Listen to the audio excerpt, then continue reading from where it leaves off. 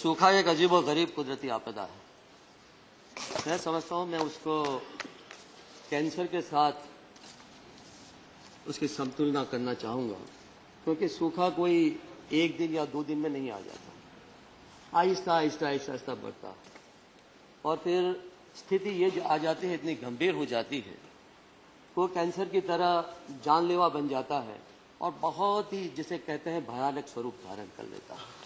लेकिन सवाल हमारे समक्ष ये है, हमारे पूर्व वक्ताओं ने सभी ने कहा कि करीबन 33 करोड़ जनता जो है लोग आज सूखे से प्रभावित है और कम से कम 90 से ज़्यादा बड़े रिजर्वायर है, उसकी क्षमता जो है पानी की घटती जा रही है। तो इतनी गंभीर स्थिति होते हुए मैं सरकार से जानना चाहता हूं कि सरकार ने कौन से ऐसे कदम उठाए जिससे ये कह सकते हैं कि सूखे के लिए हम तैयार हैं। कांग्रेस से पूछा जाता है कि 7 साल में आप लोगों ने क्या किया। बहुत कुछ किया, लेकिन सबसे बड़ी बात कांग्रेस ने ये की कि जो उपग्रह तकनीकी है और मौसम विज्ञान है उसमें इतना ध्यान दिया कि आज हम पता लगा सकते हैं कई महीनों पहले कि कब सूखा होने वाला है, कब कितनी बारिश होगी, ज़्यादा होगी या कमी होगी। ये सबसे बड़ी उपलब्धि है। और 2015 में हमें पता था कि ये सूखा आने वाला। पिछले कई महीनों से सूखे से देश की जनता प्रभावित है, लोग परेशान हैं और सिर्फ ये सूखे की स्थिति गांव तक नहीं रह गई, बल्कि जैसे यहाँ कहा शहरों की स्थिति तो और खराब होती जा रही है। शहर में पानी की व्यवस्था नहीं है। हम स्मार्ट सिटी की तो बात कर रहे हैं, लेकिन स्मार्ट सिटी के लिए पानी कहाँ से लाए, जो पीने के लिए पानी उपलब्ध नहीं है। हम स्वच्छता अभियान की तो बात कर रहे हैं, लेकिन स्वच्छता के लिए, सफाई के लिए जो पानी है वो कहाँ से लाएंगे। तो मेरे ख्याल से सरकार, खास तौर पे जिस तरह से सरकार को चिंता करनी चाहिए, देश की स्थिति गंभीर है, सूखे की स्थिति भयावह है, लेकिन मैं समझता हूं कि सरकार जिस तरह से काम कर रही है वो स्थिति भी इतनी चिंताजनक। जब यूपीए सरकार थी, आप अच्छी तरह से जानते थे कि जब भी सूखे की स्थिति थी, प्रदेश के मुख्यमंत्री अगर यहाँ पे खबर करते थे, इमीडिएटली एग्रीकल्चर मिनिस्ट्री, शरद जी यहाँ पे थे, पहले भी जो भी मिनिस्टर थे, टीम जाती थी, वो राज्यों के साथ, प्रदेश के साथ परामर्श होता था, बातचीत होती थी, भाई कितने गाँव में स्थिति खराब है, और उसके बाद जिस तरह से मदद करनी चाहिए वो मदद होती थी। मुझे नहीं मालूम कितने प्रदेश में यहाँ पे कितनी टीमों ने विजिट की या प्रदेश के मुख्यमंत्रियों से वहाँ पे बात किया, परामर्श किया।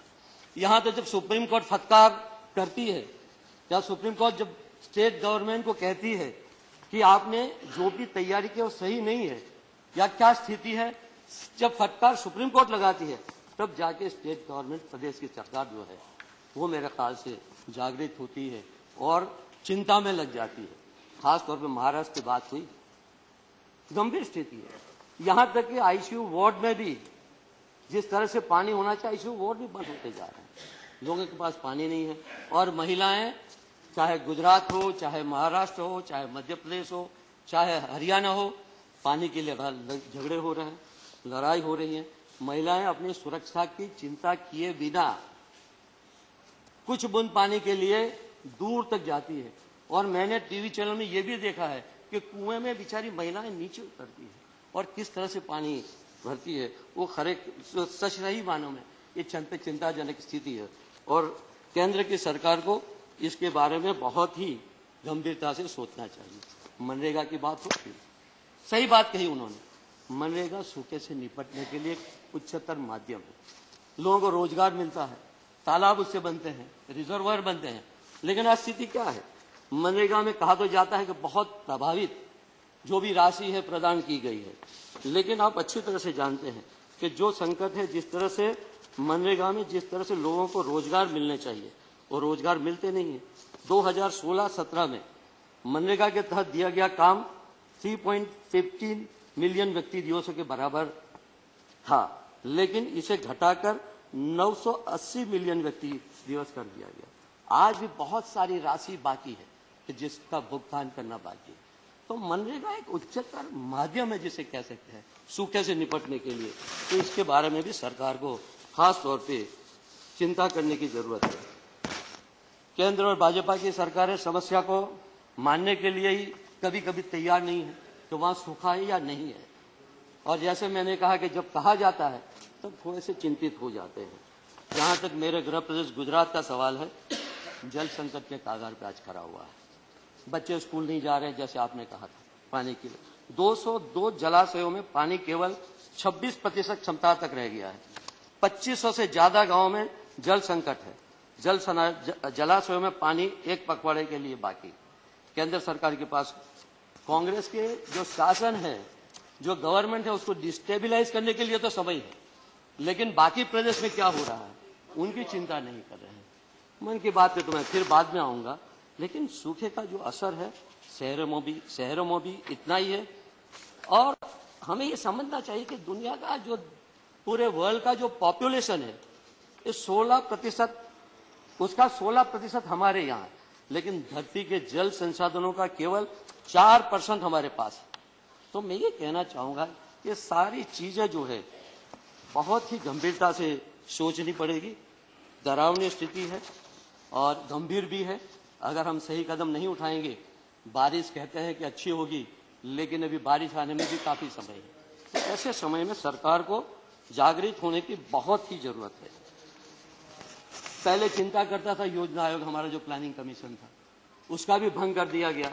मुझे नहीं मालूम कितनी बार चीफ मिनिस्टरों की या मुख्यमंत्रियों की बैठक बुलाई गई, कितनी बार कितनी टीमों ने वहां पे विजिट की, या मुख्यमंत्री की विजिट हो भी रही या नहीं हो रही है, इसके बारे में खास तौर पे सोचने की जरूरत है।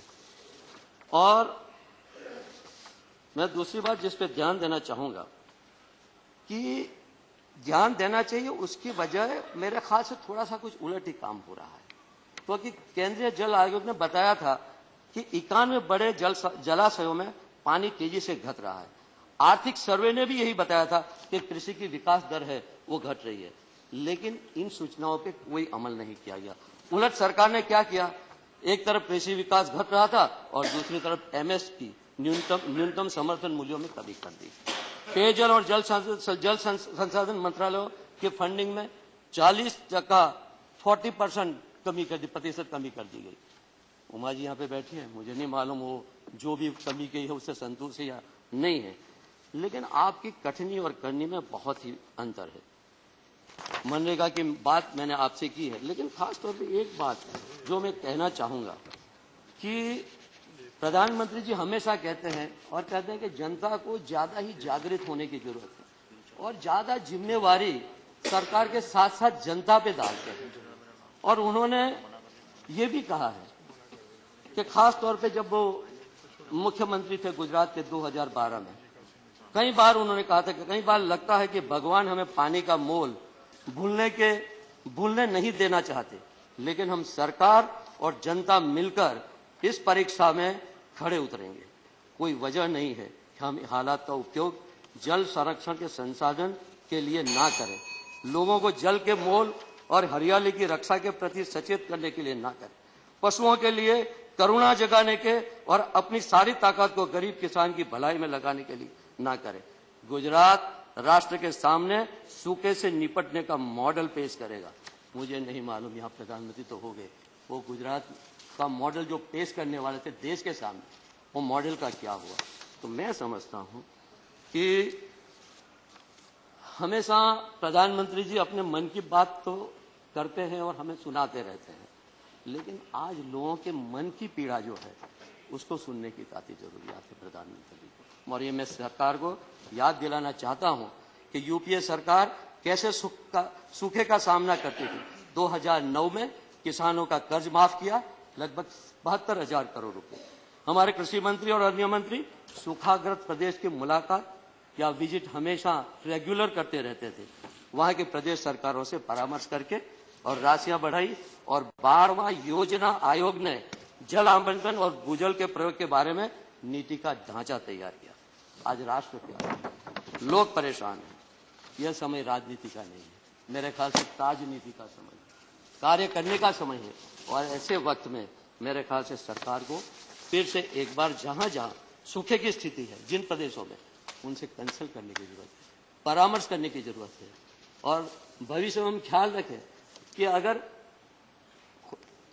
भगवान न करे, खुदा न करे कि फिर सूखा आए, लेकिन पहले से जब हमारी जो तकनीक है वो हमें जब सूचना देती है कि सूखा आने वाला है, तो उसकी जो तैयारी है पहले से करनी चाहिए। मेरे ख्याल से एडवांस प्लानिंग जिस तरह से होना चाहिए सरकार ने किया नहीं है और उसी की वजह है कि आज लोग परेशान हैं, आज लोग प्यासे हैं। हिंदुस्तान के जो भी महिलाएं हैं खास तौर पे काफ़ी परेशान हैं।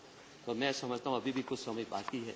परामर्श करने के बाद सरकार इस तरह की व्यवस्था करे ताकि जो भी लोग परेशान हैं उनकी परेशानी हल हो, समस्याएं हल हो और उनको राहत मिले। धन्यवाद। जय हिंद। धन्यवाद।